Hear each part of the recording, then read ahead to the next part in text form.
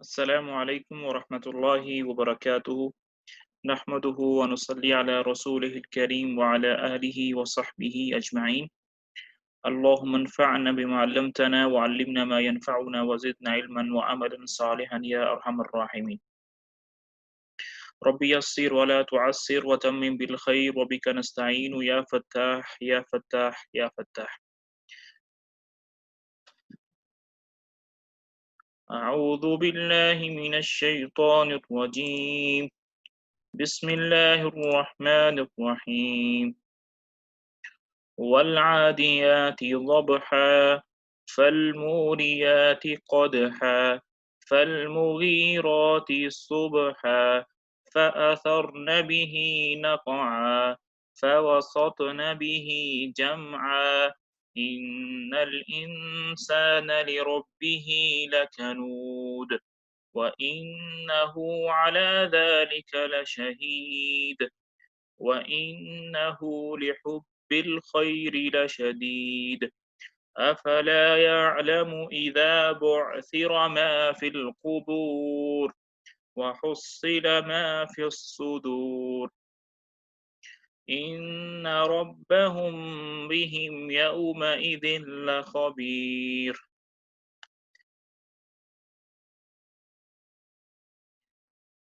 جی بسم اللہ الرحمن الرحیم. آج کی جو ہماری صورت ہے وہ سورۃ العادیات ہے اور یہ مکیہ ہے، ہجرت کے سفر سے پہلے نازل ہوئی ہے.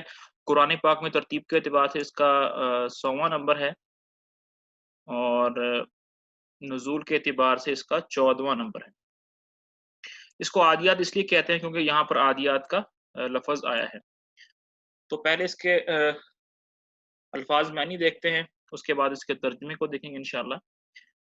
سب سے پہلے ہے واو. واو کے بہت سارے مطلب ہوتے ہیں عربی زبان میں. اکثر جو معنی ہوتا ہے واو کا وہ ہوتا ہے اور، لیکن یہاں پر واو کا مطلب اور نہیں ہے. یہاں پر واو کا مطلب قسم کے معنی میں ہے، کیونکہ پچھلی صورتوں کے اندر ہم نے یہ دیکھا تھا کہ اگر واو جو ہے وہ کسی لفظ کے شروع میں آ جائے اور اس لفظ کے آخر میں زیر ہو تو اس کا اکثر اوقات مطلب ہوتا ہے قسم. تو واو یہاں پر واو قسمیہ ہے، یعنی کہ قسم ہے. العادیات، عادیات جو ہے یہ جمع کا لفظ ہے اور مؤنث کا لفظ ہے، کیونکہ آخر میں تا آیا ہے تو اس لیے یہ مؤنث کے لیے ہے. عربی زبان میں عدا یا عدو کا مطلب ہوتا ہے دوڑنا، بھاگنا، اور یہاں پر مطلب ہو جائے گا دوڑنے والی، دوڑنے والیاں. لیکن اس سے مراد تفسیر میں کیا ہے؟ اس سے مراد وہ گھوڑے ہیں جو اللہ کے راستے میں جہاد کے لیے دوڑتے ہیں. چونکہ عربی زبان میں جو غیر عاقل چیزیں ہوتی ہیں جیسے نباتات ہیں، جمادات ہیں، حیوانات ہیں، ان کی جو جمع ہوتی ہے وہ مؤنث ہوتی ہے. یعنی اگر 3 یا 3 سے زیادہ چیزیں جو غیر عاقل ہوں وہ جمع ہو جائیں تو عربی زبان میں اس کے لیے مؤنث کا لفظ استعمال کریں گے. چونکہ گھوڑے بہت زیادہ ہیں اور یہ حیوانات میں سے ہیں، غیر عاقل ہیں، اس لیے عربی زبان میں اس کے لیے مؤنث کا اور جمع کا لفظ استعمال کیا جائے گا. والعادیات کا لفظی ترجمہ یہ بنے گا دوڑنے والیاں. لیکن جب تفسیر کے اندر جائیں گے تو اس سے مراد وہ گھوڑے ہیں جو اللہ کے راستے میں جہاد کے لیے دوڑتے ہیں. تو اللہ رب العزت یہاں پر قسم کھا رہے ہیں ان گھوڑوں کی جو اللہ کے راستے میں جہاد کے لیے جاتے ہیں، دوڑتے ہیں. ذبحن، ذبحن جو ہے اس آواز کو کہتے ہیں جو گھوڑے کے ہانپنے سے پیدا ہوتی ہے. جب گھوڑا بہت زیادہ دوڑتا ہے تو وہ ہانپتا ہے، تو جو ہانپنے کی جو آواز ہوتی ہے عربی زبان میں اس کو ذبحن بولتے ہیں. تو پورے آیت کا ترجمہ یہ ہو جائے گا قسم ہے مجھے ان گھوڑوں کی جو دوڑتے ہوئے ہانپتے ہیں یا دوڑتے ہوئے ہانپنے کی آواز نکالتے ہیں. یا اس کا ایک ترجمہ یہ بن جائے گا وہ قسم ہے مجھے ان گھوڑوں کی جو ہانپتے ہانپتے دوڑتے. تینوں ترجمے اس کے ہو سکتے ہیں. تو قسم ہے مجھے ان گھوڑوں کی جو دوڑتے دوڑتے ہانپتے ہیں یا ہانپتے ہوئے دوڑتے ہیں، یعنی کہ دوڑتے وقت وہ ہانپنے کی آواز نکالتے ہیں. فالموریات قدح، یہ جو فا ہے یہ اس کا مطلب اور ہوگا یہاں پر، اور موریات. دیکھیں موریات جو ہے یہ جمع کا لفظ ہے موریہ، اور موریہ جو ہے وہ عربی زبان سے اورا یوری سے نکلا ہے، جس کا مطلب ہوتا ہے آگ جلانا، جس کا مطلب ہوتا ہے آگ جلانا. اور قدحن، قدحن کا مطلب بھی آگ جلانا ہوتا ہے. تو اس آیت کا ترجمہ یہ بن جائے گا جو آگ نکالتے ہیں. جیسے کہ آپ حضرات جانتے ہیں جو گھوڑے کے جو پاؤں ہوتے ہیں اس کے نیچے لوہا لگایا جاتا ہے، اس کو کیل کے ساتھ، اس کی جو ٹاپیں ہوتی ہیں، ٹاپیں بولتے ہیں اردو کے اندر، اس کے اندر لوہا لگایا جاتا ہے، کیونکہ جب گھوڑے جو ہیں وہ دوڑتے ہیں تو اگر وہ نیچے لوہا نہ لگایا جائے تو اس کی جو ٹاپیں ہیں وہ پگھلنا شروع ہو جاتی ہیں یا وہ بکھرنا شروع ہو جاتی ہیں. تو اس کو بچانے کے لیے کیل کے ذریعے اس میں سے لوہا لگاتے ہیں. تو جب گھوڑا جو ہے کسی پتھریلے راستے پر تیزی سے دوڑتا ہے اور وہ ٹانگ جب لگاتا ہے اس پتھر پر تو وہ جو لوہا پتھر پر لگتا ہے اس کی وجہ سے چنگاریاں پیدا ہوتی ہیں. تو اللہ تعالیٰ گھوڑوں کے اس اداؤں کی قسم کھا رہے ہیں کہ قسم ہے مجھے ان گھوڑوں کی جو دوڑتے دوڑتے ہانپتے ہیں اور جو پھر اپنے ٹاپوں کی چوٹ کی وجہ سے آگ نکالتے ہیں، جو اپنے ٹاپوں کی چوٹ کی وجہ سے آگ نکالتے ہیں. فالمغیرات صبح، فا کا مطلب اور ہو جائے گا یہاں پر، اور المغیرات، المغیرات بھی جو ہے وہ جمع کا لفظ ہے اور مؤنث کا لفظ ہے، اور اغارا یغیرو سے نکلا ہے، اور اغارا یغیرو سے مطلب ہوتا ہے حملہ کرنا کسی قوم پر، کسی قوم پر حملہ کرنا. تو قسم ہے مجھے ان گھوڑوں کی جو حملہ کرتے ہیں صبح، صبح کے وقت. آپ صلی اللہ علیہ وسلم کا یہ معمول تھا یا آپ کے صحابہ کا یہ معمول تھا کہ جب وہ کسی قوم پر حملہ کرتے تھے تو صبح کے وقت کرتے تھے.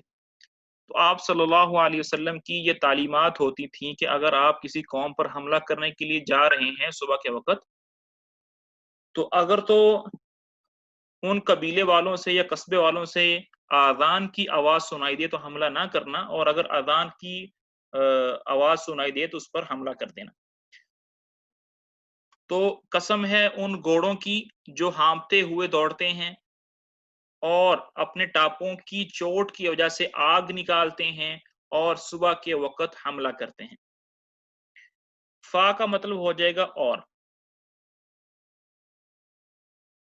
اور اثرنا، اثارا یثیرو سے ہے، اس کا مطلب ہوتا ہے اڑانا، اڑانا. بی کا مطلب ہو جائے گا، یہاں پر جو بی ہے وہ بیمانہ فی ہے، یعنی اس میں. ہی کا مطلب ہوگا دشمن کا لشکر، دشمن کا لشکر. نقع، نقع کا مطلب ہوتا ہے مٹی، غبار. تو جب گھوڑے جو ہیں وہ حملہ کرتے ہیں، دوڑتے ہیں، تو ان کے دوڑنے کی وجہ سے جو ہے وہ مٹی اڑتی ہے، پھر اور وہ اڑاتے ہیں دشمن کے لشکر میں مٹی کو اڑاتے ہیں. فا وسطنا، فا کا مطلب ہو جائے گا اور وسطنا، وسطنا جو ہے وہ وسطا سے نکلا ہے، وسط جسے کہتے ہیں درمیان میں. فوسطنا بھی، اور بھی کا مطلب ہوتا ہے با فی کے معنی میں ہے، یہاں پر با جو ہے وہ فی کے معنی میں ہے، یعنی کہ میں، بھی لشکر میں. تو اس لشکر میں جمع، تو وہ جو لشکر کی جو لڑائی کی جگہ ہوتی ہے اس کے درمیان میں جا کر گھس جاتے ہیں کہ وہ اتنے بہادر ہوتے ہیں، وہ ڈرتے نہیں ہیں، وہ خوف نہیں کھاتے، وہ جہاں پر لشکر کا بالکل درمیانی پوائنٹ ہوتا ہے، سینٹر پوائنٹ ہوتا ہے، وہاں پر جا کر گھس جاتے ہیں۔ تو یہاں تو یہ اللہ تعالیٰ نے یہاں سے لے کر شروع سے لے کر یہاں تک قسم کھائی ہے۔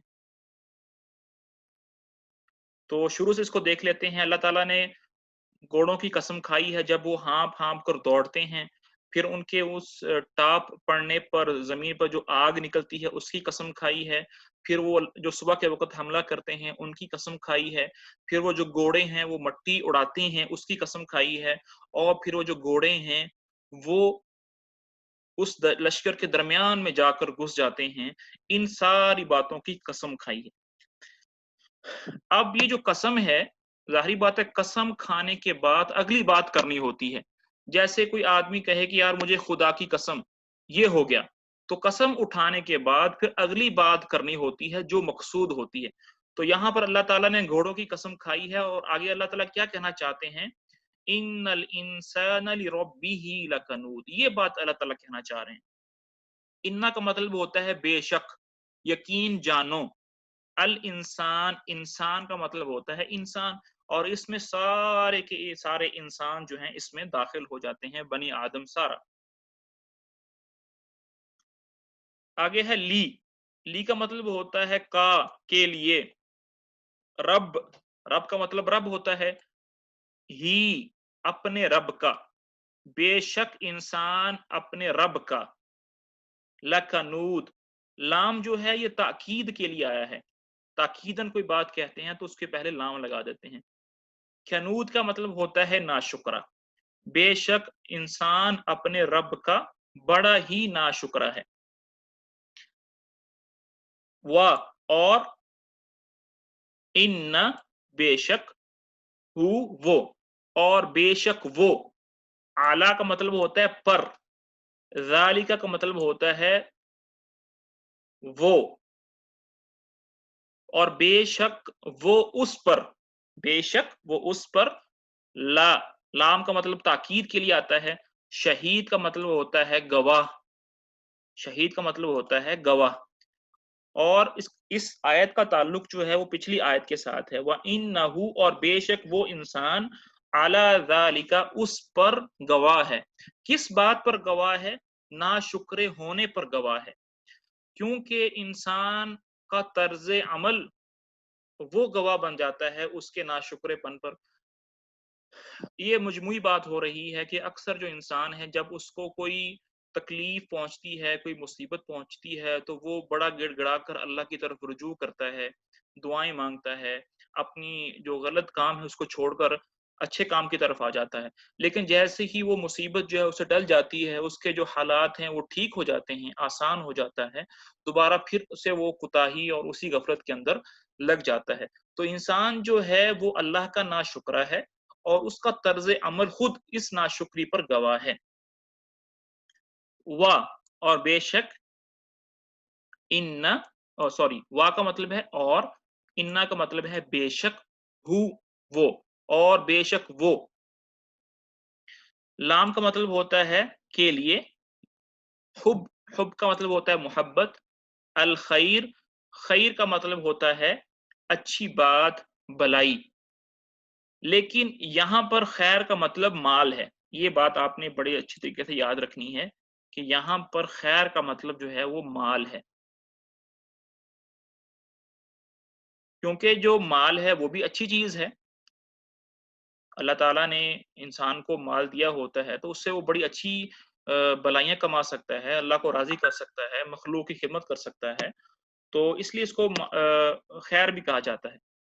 لیکن یہاں پر جو تذکرہ ہو رہا ہے انسان کا وہ یہ ہے کہ وَإِنَّهُ، اور بے شک وہ انسان، مال کی محبت میں، لشدید، آگے بڑھا ہوا ہے، بہت زیادہ ہے، کہ اس میں اعتدال نہیں ہے۔ مال کی محبت میں وہ اتنا زیادہ بڑھ گیا ہے کہ وہ اپنے مالک کو بھول بیٹھا ہے، اور دینی واجبات اور فرائض سے کوتاہی کرتا ہے، اور دنیاوی اعتبار سے جو اس کے واجبات ہیں، بیوی کے حقوق ہیں، بچوں کے حقوق ہیں، والدین کے حقوق ہیں، اور جو حقوق ہیں उनके अंदर वो कोताही बरतता है, माल की मोहब्बत में पड़ जाना। तो यहाँ पर बात ये है कि माल से मोहब्बत करना और माल का होना ये बुरी बात नहीं है। लेकिन अगर वो माल की मोहब्बत इतनी ज़्यादा बढ़ जाए कि अल्लाह के फ़राइज़ के अंदर भी कोताही आना शुरू हो जाए, ना उसके अंदर ज़कात अदा करें, ना कोई फ़ितराना, ना कुर्बानी, और माल ही कमाने में लगा हुआ है, नमाज़ें जा रही हैं और हज भी नहीं किया जा रहा, तो फिर ये जो माल है ये पकड़ का सबब है। वालिदैन के हकूक अदा नहीं किए जा रहे, बच्चों के हकूक अदा नहीं किए जा रहे, फिर ये माल पकड़ का सबब है। लेकिन अगर अल्लाह ने आपको माल दिया है और आप उसमें से ज़कात भी दे रहे हैं, आपकी नमाज़ें भी महफ़ूज़ हैं, आप हज भी करने जा रहे हैं, आप सदका भी दे रहे हैं, बच्चों के साथ टाइम भी गुज़ार रहे हैं, फिर ये माल जो है वो पकड़ का बायस नहीं है। फिर ये माल जो है वो नेमत है। तो यहाँ पर अल्लाह ताला ने घोड़ों की कसम खाकर 3 आगे शिकवे किए हैं। ये घोड़े को कसम खाकर इतने 3 शिकवे करना, इसके अंदर क्या मुनासबत है, क्या रब्त है? इसके अंदर रब्त ये है, देखें, घोड़े जो होते हैं वो अपने मालिक के, जो घुड़सवार होता है वो उसके बड़े वफादार होते हैं कि वो दौड़ते हैं, आग निकालते हैं, वो लश्कर के अंदर तक घुस जाते हैं, उनको किसी किस्म की खौफ नहीं होती, और जो अपने मालिक की फिर भी हिफाजत करते हैं। तो अल्लाह ताला मुझे और आपको इस तरफ बताना चाह रहे हैं कि जब एक जानवर अपने मालिक का इतना वफादार हो सकता है, अपनी जान को खतरे में डालकर उसकी हिफाजत करता है, तो हम तो जानवर से ज़्यादा अफ़ज़ल हैं, अशरफुल मखलूक़ात हैं, तो मिन बाबिल औला हमें ज़्यादा अपने रब का वफादार बनना चाहिए। ये इसके अंदर रब्त है। आ का मतलब होता है क्या, फ़ा का मतलब है तो, बस, ला का मतलब होता है नहीं। यअलमु, यालमु का जो लफ्ज़ है वो इल्म से निकला है, और इल्म का मतलब होता है जानना। अफला यालमु, क्या वो नहीं जानता, यानी इंसान क्या वो नहीं जानता, इज़ा, जब, बुअसिरा, बुअसिरा का मतलब होता है बाहर निकालना, बुअसिरा का मतलब होता है बाहर निकालना। अफला यालमु, क्या वो नहीं जानता, इज़ा बुअसिरा, जब बाहर निकाला जाएगा। माँ का मतलब होता है जो, फी का मतलब होता है में, और कुबूर जो है ये कब्र की जमा है। क्या वो नहीं जानता,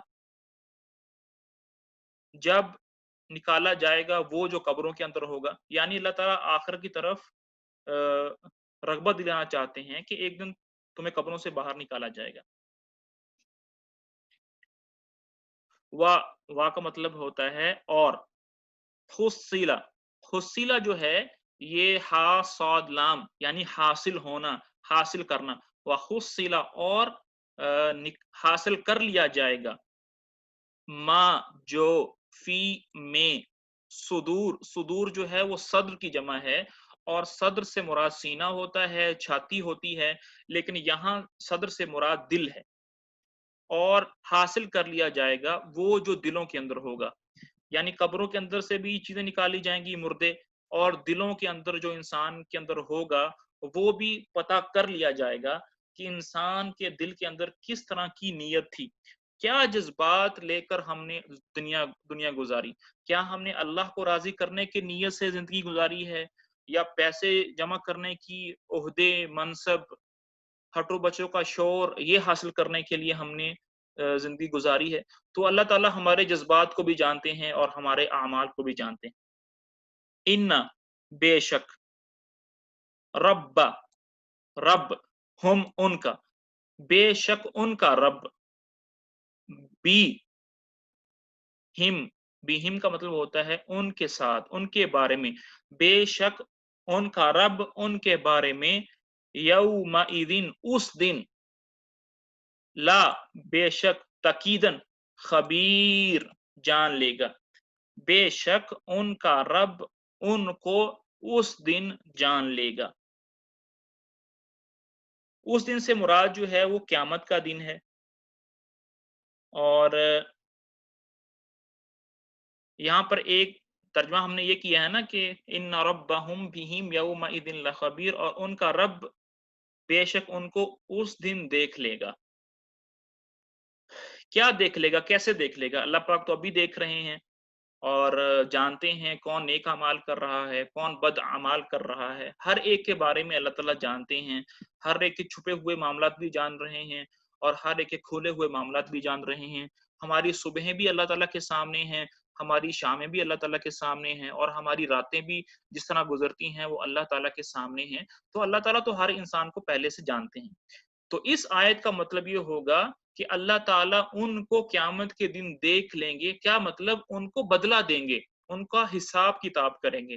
ان کان خیرن فخیرن، اگر اس نے اچھے اعمال کیے ہوں گے تو اچھا بدلہ دیں گے، وَإِن كَانَ شَرٌ فَشَرٌ، اور اگر اس نے برے اعمال کیے ہوں گے تو اللہ تعالیٰ اسی اعمال کے بدلے میں اس کو برا بدلہ دیں گے، بری جزا دیں گے۔ اللہ تعالیٰ میری اور آپ کی حفاظت فرمائے اور ہمیں نیک کام کرنے کی توفیق نصیب فرمائے۔ آگے جو ترجمہ ہے وہ ہم دیکھ لیتے ہیں ایک دفعہ۔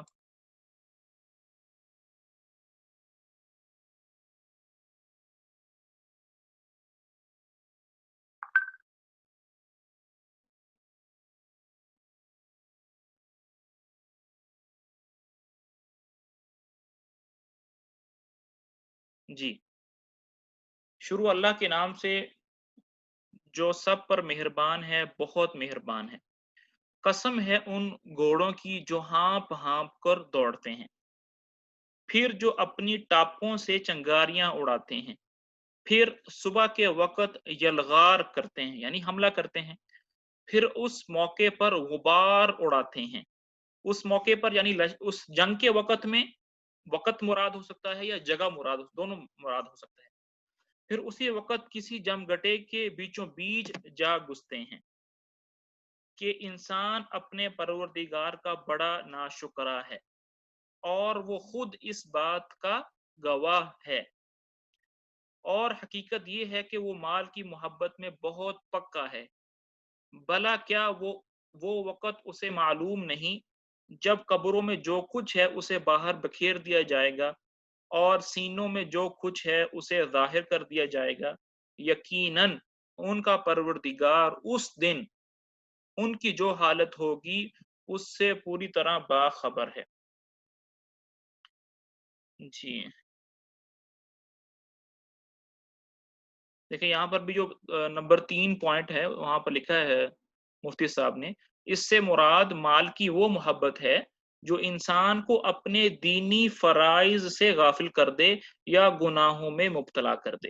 اگر یہ چیزیں نہیں ہو رہی تو پھر مال کی محبت نقصان دہ نہیں ہے۔